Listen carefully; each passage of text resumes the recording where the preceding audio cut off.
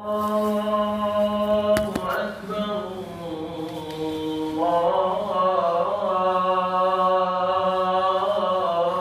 الله أكبر لا إله إلا الله.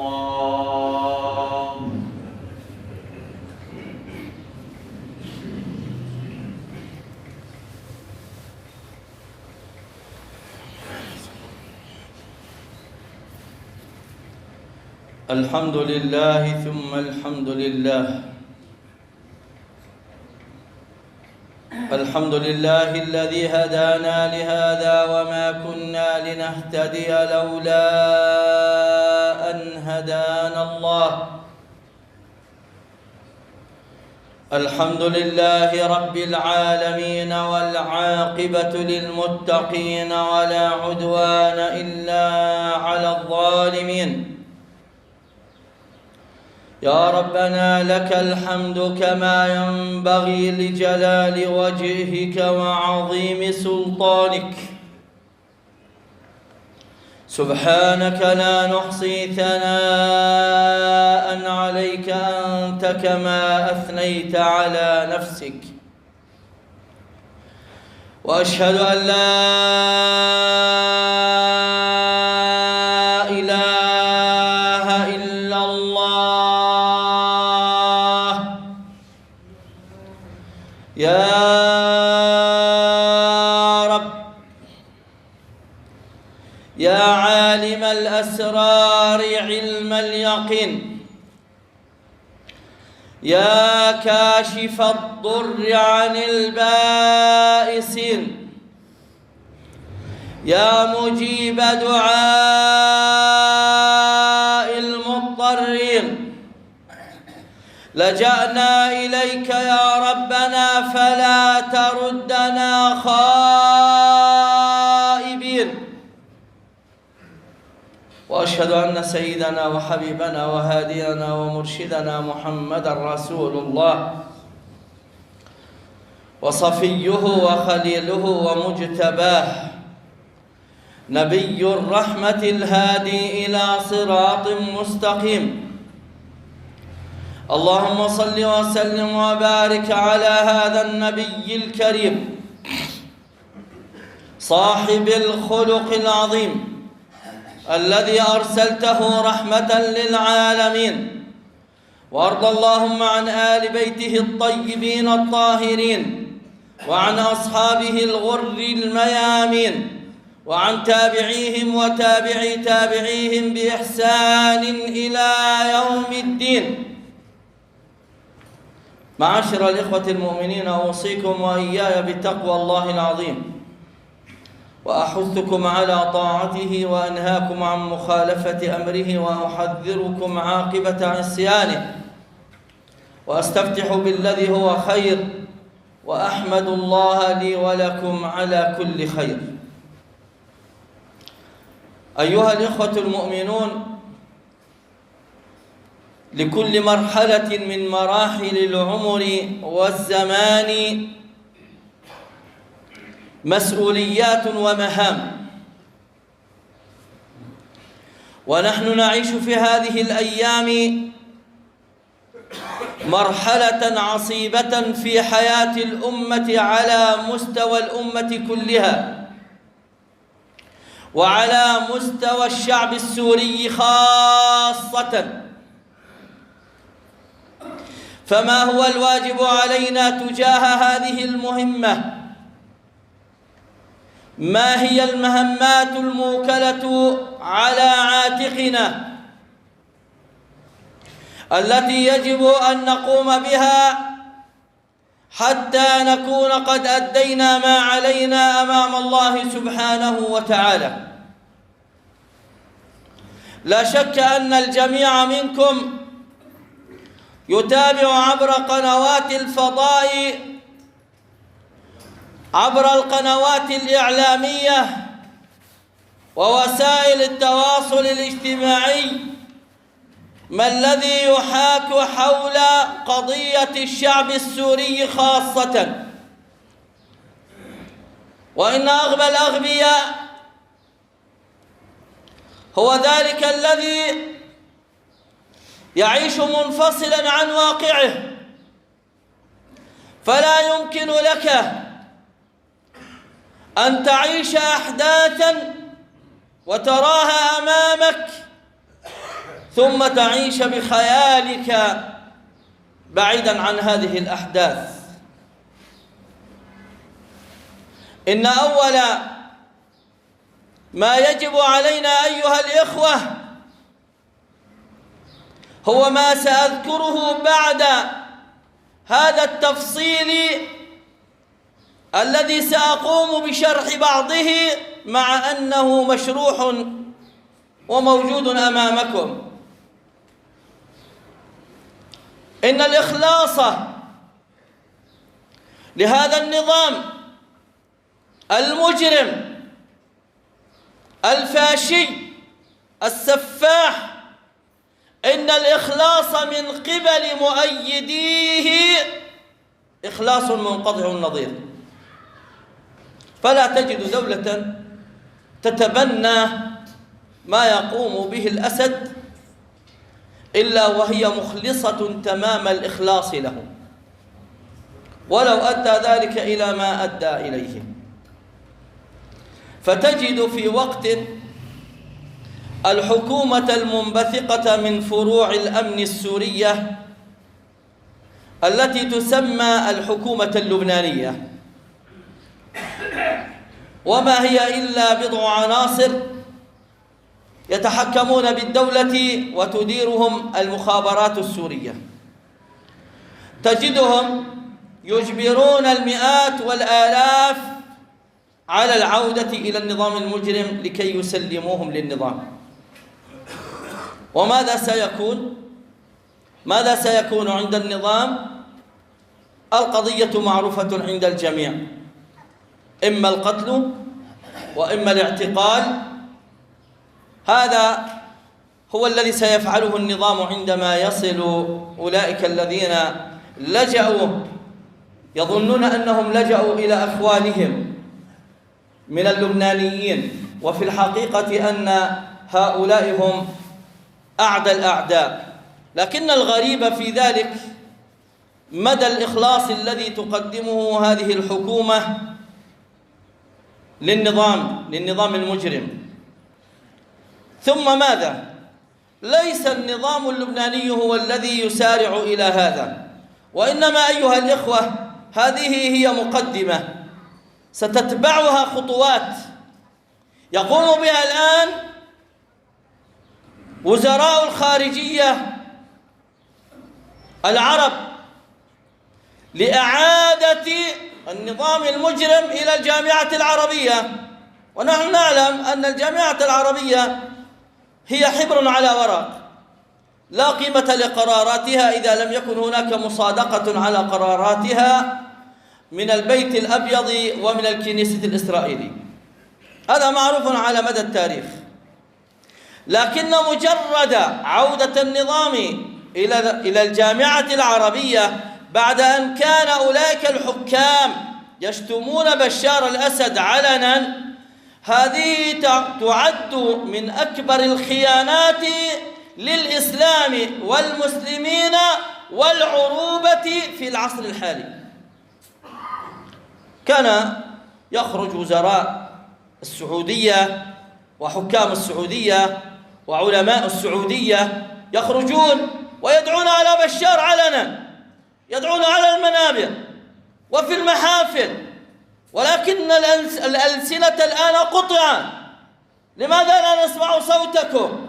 لماذا لا نسمع أصوات أولئك الذين يدعون على بشار على المنابر بتجميد الدم في عروقه وبأخذه أخذ عزيز مقتدر؟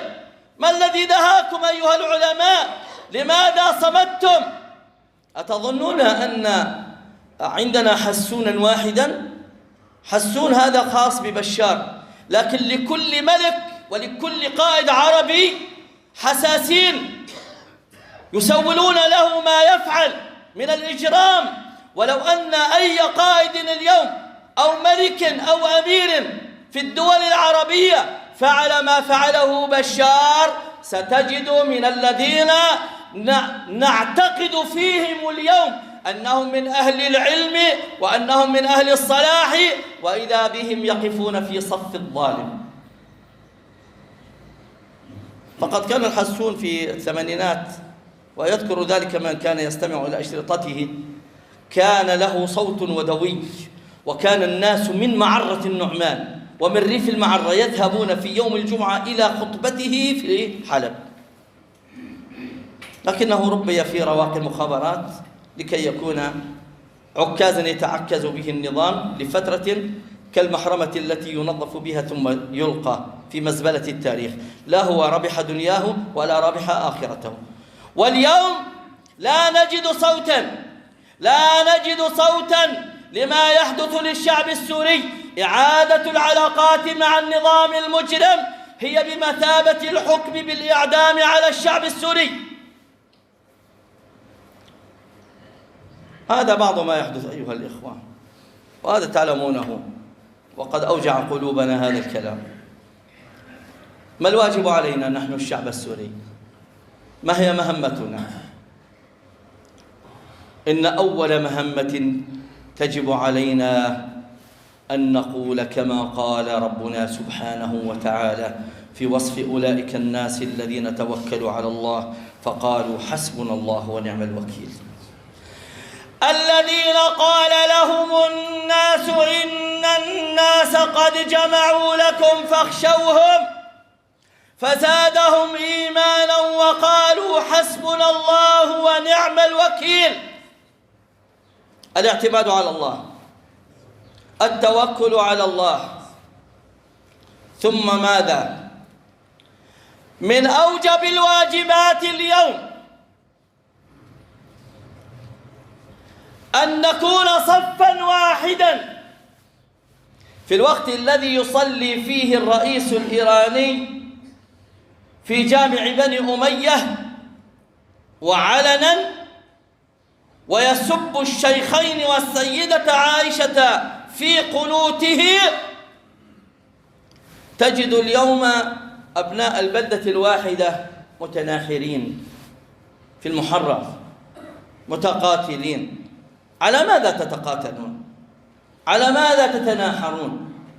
أهو ملك ورثتموه عن آبائكم وأجدادكم، أم أنها قطعة أرض أعطيت لكم مقابل أرضكم؟ يجب أن نفهم هذا. ما أعطيت لكم هذه البلاد بقوة سلاحكم ولا بكثرة عددكم. أيتها الفصائل، يا قادة الفصائل، افهموا هذا. لولا أن هناك تفاهمات دولية أن تعطى لكم هذه البلاد مقابل بلادكم لما رأيتم في هذه البلاد شبرا، فهي ليست بلادكم وليست أرضكم. فعلى ما تتقاتلون؟ على ما تتقاتلون؟ إذا كان هناك قتال، إذا كان هناك صراع، يجب أن يكون بصف واحد لاستعادة أراضيكم التي سلبت منكم. وغير ذلك هراء، وغير ذلك لعب، وغير ذلك خيانة لله ولرسوله وللمؤمنين، خيانة للشهداء، خيانة للمعتقلين. غير هذا هو الخيانة الكبرى، هو الخيانة التي ستلقون ربكم بها ولا تدرون متى يأتيكم الأجل. تقولون ليس لنا من الأمر شيء، نقول نعم صدقتم، ليس لكم من الأمر شيء، إنما هي أوراق تملى عليكم وتقومون بتنفيذها.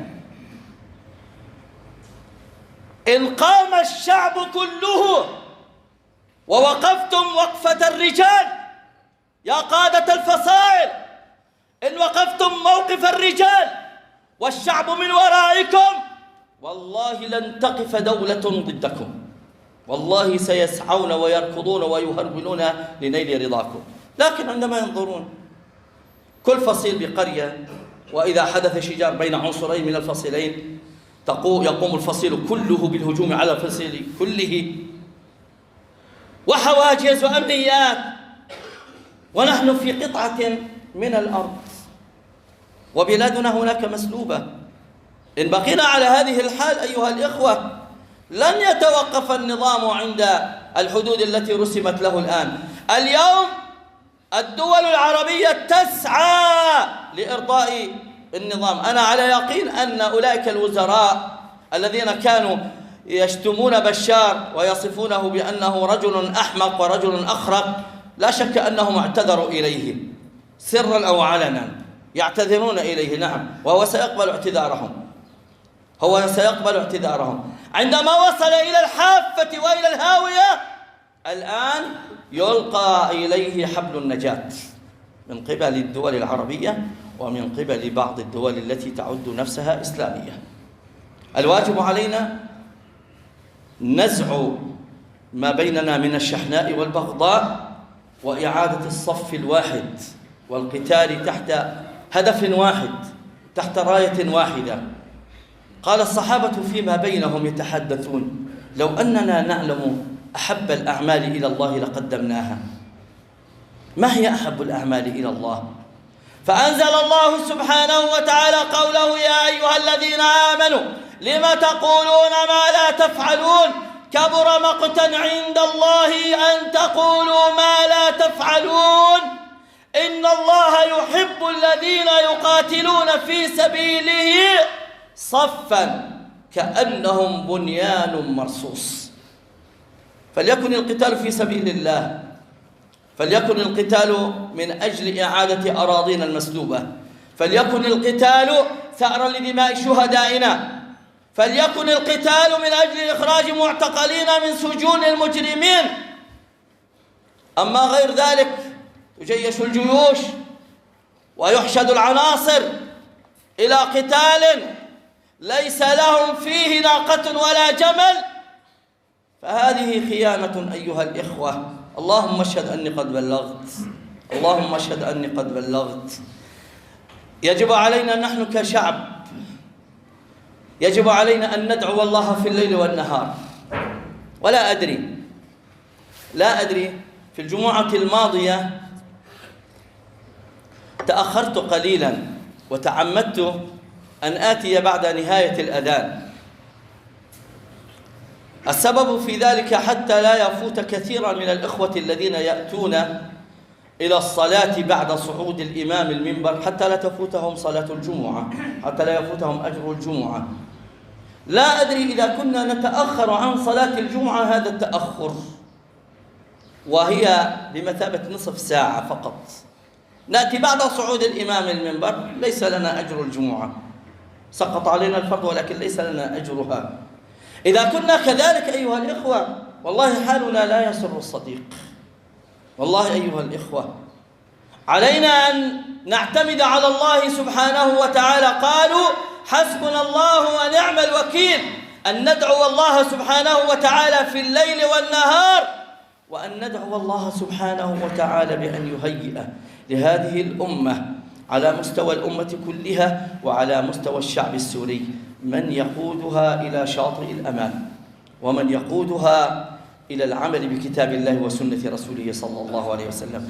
إذا دعونا الله سبحانه وتعالى فاعلموا أن دعاءنا لن يخيب بإذن الله تعالى. وكم من دعوة حولت شيئا كان يظن مستحيلا إلى أمر واقعي.